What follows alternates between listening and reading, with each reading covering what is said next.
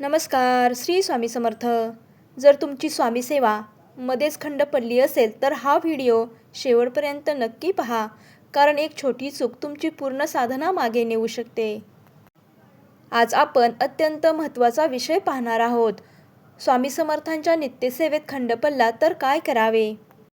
नित्यसेवा म्हणजे रोज केली जाणारी साधना, ज्यामध्ये नामस्मरण, जप, पारायण, गुरुवार उपवास, पण कधीकधी आजारपण, घरातील कामं, प्रवास, मासिक धर्म यामुळे आपली सेवा खंडित होते.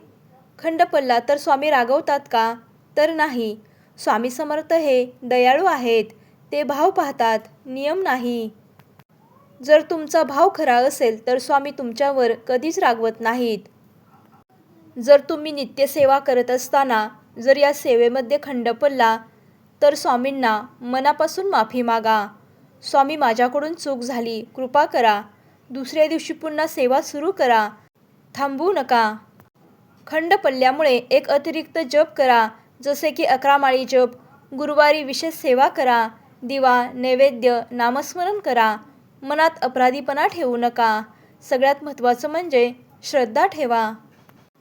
महिलांसाठी विशेष नियम: मासिक धर्म असेल तर जबरदस्ती सेवा करू नका. फक्त मनातून नामस्मरण करा. स्वामी भाव स्वीकारतात. या नित्यसेवेत खंड पडला तर सेवा पुन्हा कशी सुरू करावी?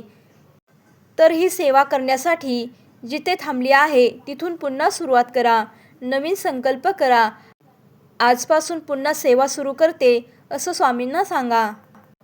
सर्वात महत्त्वाचं म्हणजे सेवा म्हणजे बंधन नाही, सेवा म्हणजे प्रेम आहे. खंड पडला तरी स्वामी सोडत नाहीत. स्वामी सेवेत खंड पडला तर गुरुवारी हा छोटासा उपाय करा. 11 वेळा श्री स्वामी समर्थ म्हणा. स्वामींच्या फोटोसमोर दिवा लावा.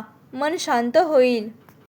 लक्षात ठेवा, खंड पडणे ही चूक नाही, सेवा सोडणे ही मोठी चूक आहे. स्वामी नेहमी तुमच्यासोबत आहेत. त्यामुळे पूर्ण श्रद्धेने आणि विश्वासाने ही सेवा करा. खंड पडला तरी पुन्हा सेवा सुरू करा. सेवा सोडू नका. स्वामी समर्थ म्हणतात, भिवू नकोस, मी तुझ्या पाठीशी आहे.